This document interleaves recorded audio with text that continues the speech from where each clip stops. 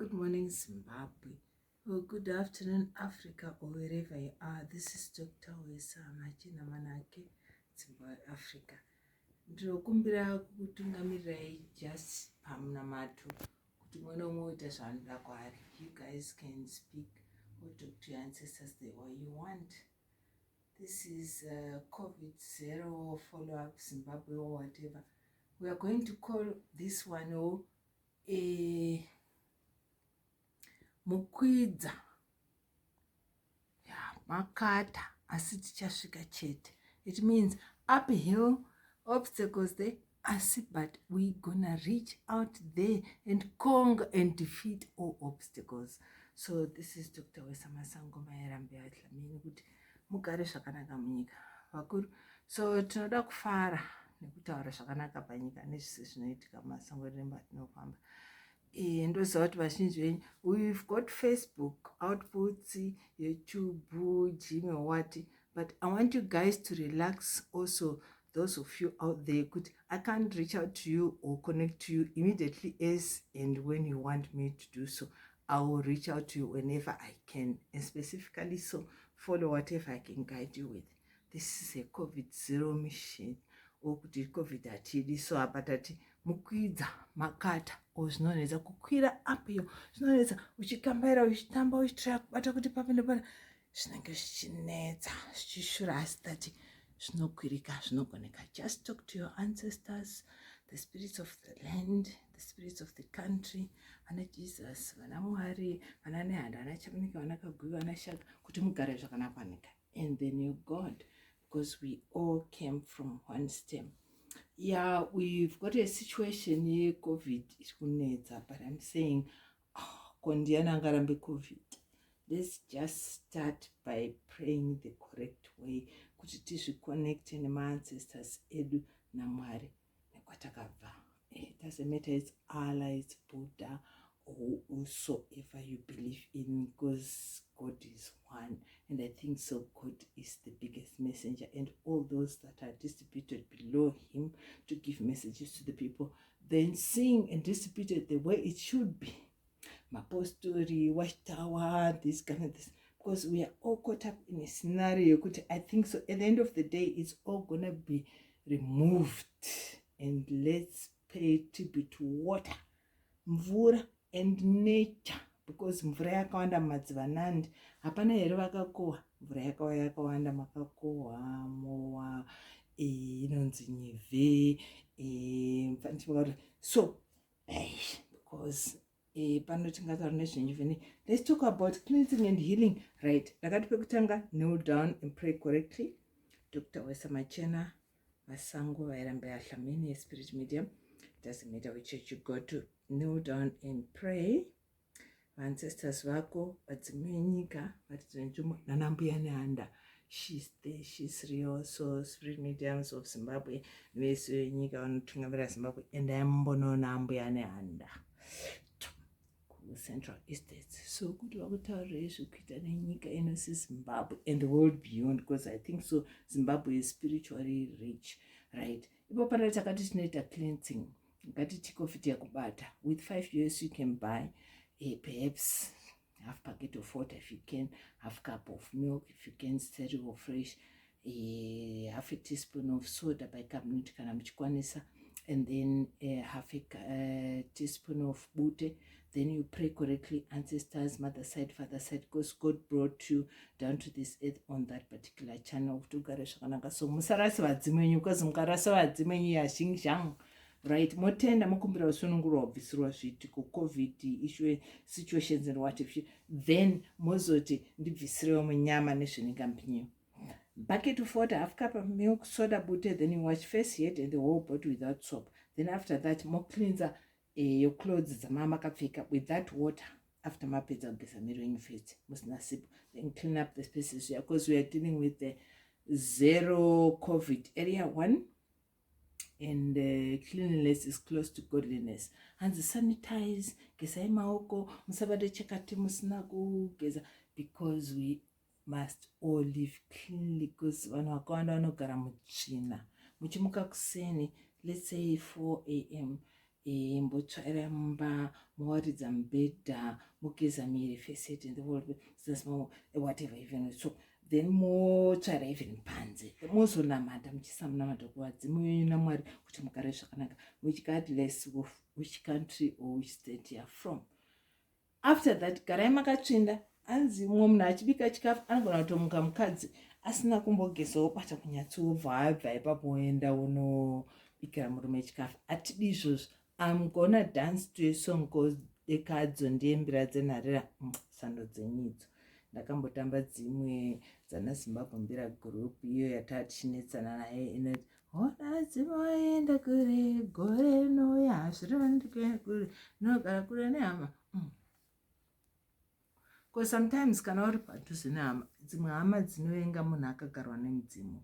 Mudzimu chinhu chinoyera, so musashore mudzimu. Ndichazoimba hangu chimwe chimbo ana Japreza tambawanzwa nhasi vachitaurwa maredhiyo. God bless you, Jah is a star, is a wonderful and I won't comment on that, but I want everyone to accept spiritualism, because as it comes, it changes you from the normal person that you know to another person. So this is love, this is God, this is Africa, this is love, and this is Zimbabwe. So kuti ngatiti kana tichimba music ini hey togona kutamba masongs evamwe mudzimu ndiringe mudzimu nditarire yaiti look after us and ancestors, look at us ancestors, because we are a continuation from an existence yakagara iripo. Ndiani anoramba kuti mwana wake wazvara nhasi anga akafanana natateguru wake ona ancestor wake iwo the born of the this child look like your father or your mother, and also beyond that secular whatever. So we must not discard where we come from, right? Ndiri papo ndikutaura chiti offer ma cleansing services, ma spiritual cleansing services after your prayer, regardless of which church you go to. Tora bucket of water, a cup of milk, soda bute, ugeza face aid and the whole body usina sipo, ugeza ma clothes, seshana ishtaura with that some water ongo akafika.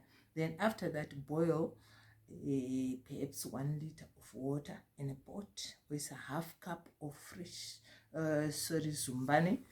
Let me show you zumbane. Pane zumbane rikushandiswa navanhu vakawanda. This is zumbane. Just put half a cup of this dried zumbane. This is specific.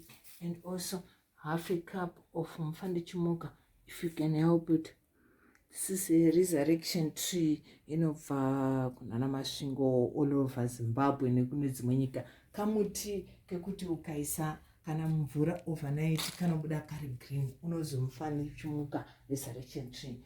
Then half a cup of lemon leaves if you can, a little bit of soda, a little bit of bute.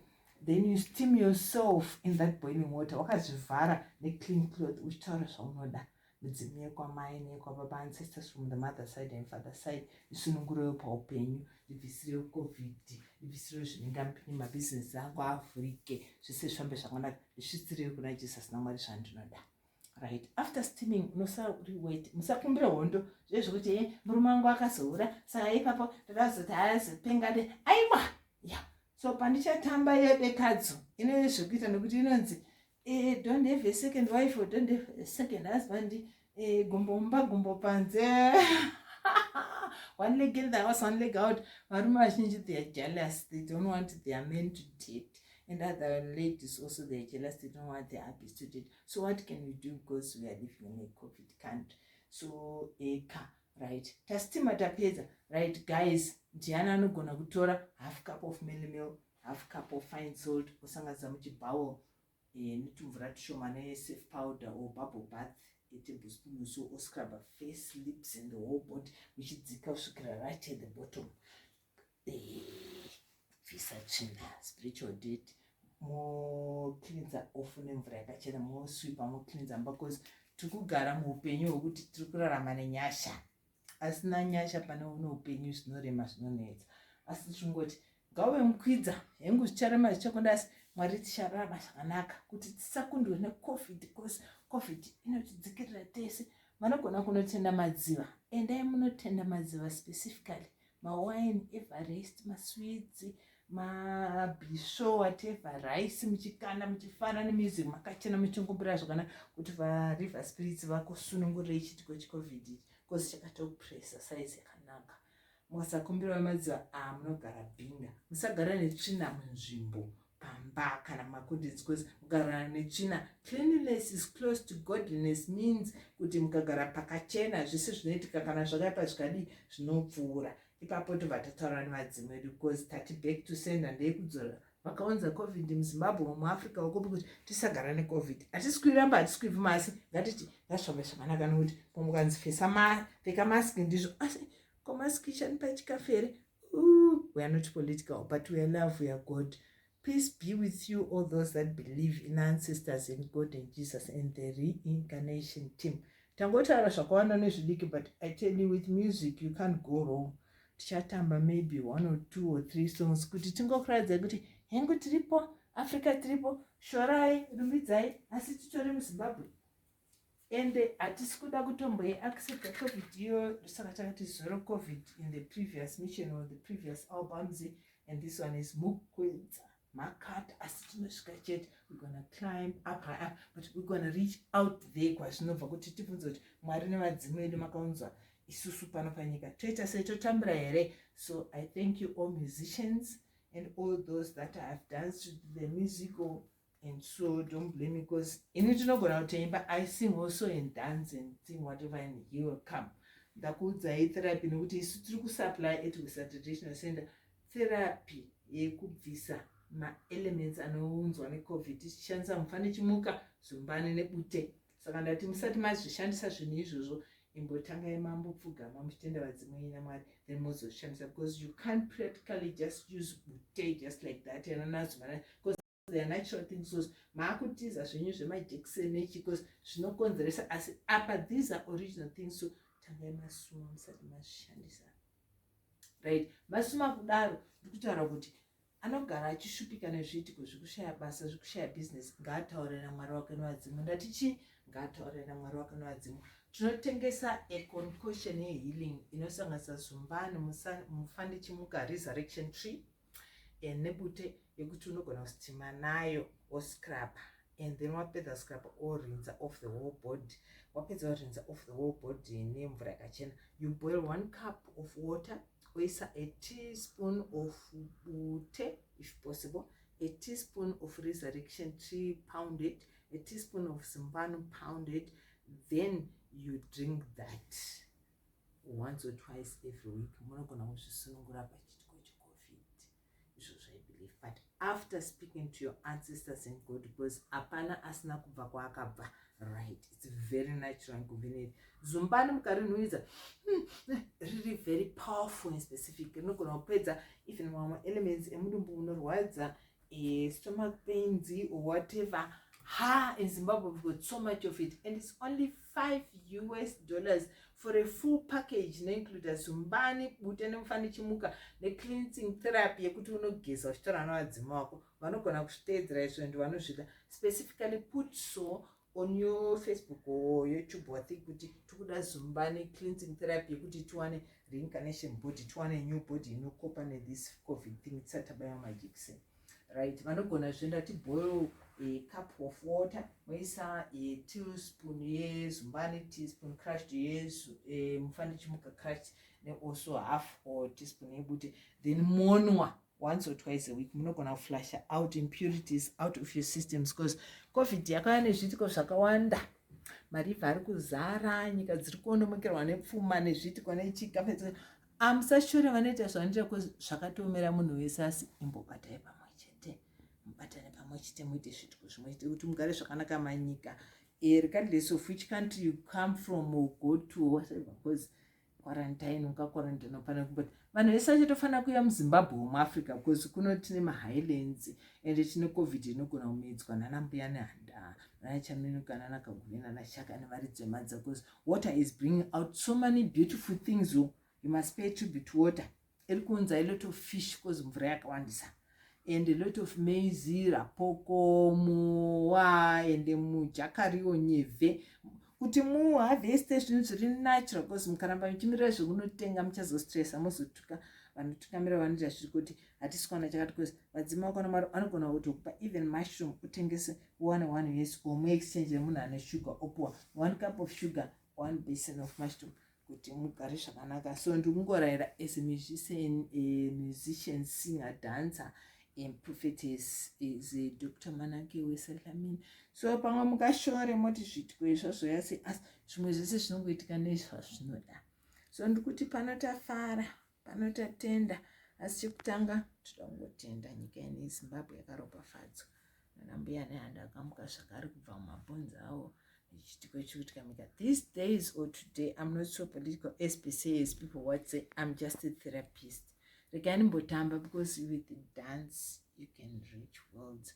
Let's all the dancers dance together as Rainbow Family. This is Pink Ballerina Dance, and for love, with love you can't go wrong. The world needs a lot of love and understanding. Don't just scold each other, husband and wife. Hey, there's no minimum, there's no money. Hey, because Maria Pera, because COVID is affecting everybody all over the world. Who can stop it? Nobody. But let's say God and the ancestors help us to cope with this scenario. Otherwise, right? In the house, appreciate each other. Mupanana makisi living rooms asimatanga maclean mageza vamwe vakadzi vanomuka kuseni vasina kugeza ndetonobikira atidi izvozvo bikai chikafu mageza. Cleanliness is close to godliness. So COVID yakauya yakazobatana neyo madziva ari kuti makaisirwa COVID batoda kuibvisa nekugeza tsvina, because mukabvisirwa COVID otsvina neyo madziva, the river spirits, you'll be home and dry. Mukatuka river spirits, you've got no water, you can't drink water from anywhere. So respect the water spirits kuti mugare zvakanaka ndoma love spirits. Also respect mwari wenyu wadzime, musakriticizeane. Vamwe vanonamata pachipostori pachivanhu chichi utemitenga. Saka ndati you judge the way you so want to judge people of Africa. But today it's just going to be a dance mission, so we see what we can do. Hey, by the way, we do also fashion it with a traditional center. Togana outfits akanaka. Therapy that my 5 years vanoda kuzotaura izvozvo specifically puts on your internet kutoda therapy cleansing or ndozvandiri kutorera time. I can spend a year without responding to you fans on Facebook. I'll be busy because I'm totally very spiritual. Dr. MANAKE, and I appreciate those who give services to this format and everything, because we're not trying to, but you leave it specifically would it turn around the way it should. But we're gonna give you all that you need. Important muna mwari mugare zvakanaka panyika mukumbire kubvisirwa tsvina yeCovid. That my outfits tinosona tonoita fashion designing. Let me show you just one of these garments. This is my trousers. I'm gonna dance and ndakaidesigna nega, black, white and guranga iri rinomirirana mai vakatumbura, because without your mother you didn't bury it. Chesa zvisana marezi mukamboriona last time randakatamba neimwe video yanga yakapenga mwari, ndipo panopa zvitiko chingotaura kuti resurrection iretso rehunting spirits. So you get hunting spirits that can support you kuti mugare zvakanaka munyika, murarame muite even better trade. Nokuti vamwe munoshorana nekuti hamuna mari mari haipo iri kutopera. Ndiani angaisitope? Hapana. Asi varidzi venzvimbo, varidzi venyika, nevaiyo varidzi vemadziva naMwari naJesus naWhoever vanogona kuipedza. Handina kushora vana Allah, ana Buddha, ana whoever vamunobhelieve in, but ngatisaite sezvituta. Ladies and gentlemen, ndakanimbokutaurai dzimwe nguva tikatadza kutaura zvatinoda tinenge tarasika. Ipo pano tikatamba vamwe vanotomboti onai vatamba sei, vakadai vasodai. Saka panotoda kutotamba song inonzi Dekadzi, because ndinosapota mamusicians ese, because I'm also a musician. Dekadzi yakaimbwa nembira dzenarira hanzi I don't want a wife who is promiscuous. Anodata this husband like gumbo panze, one leg in, one leg out. Vamwe varume vanotsama. Also the ladies, they don't want kuti their men vapinde gumbo panze. So let's talk about love. Yeah, love nekuwirirana mumba nekubatsirana, because zvitiko zveCovid zviri very critical. But let's not blame anybody. Let's talk ourselves inside. Tonotoita sei nemafamilies muchidanana muchibatsirana muchidi kuti zvisumuke, because vamwe vakatorasikirwa nemabusiness. Song yangu yandichazotry kuimba next time. Perhaps handisandaona the right voice, but I'm gonna sing because I'm also a singer and dance. Zvinonzi vadzimu nditungamirire. Zvinonzi tsoka ndinadzo asi handina mashoko. nokuti Mukwidza ndauona, ndakwira kacha ndasvika. So vanoti kudii vadzimavo kana vachida kuona. Unotaura vadzima kuti aiwa COVID taiona Mwari. Asi hatidi kupindwa neCOVID.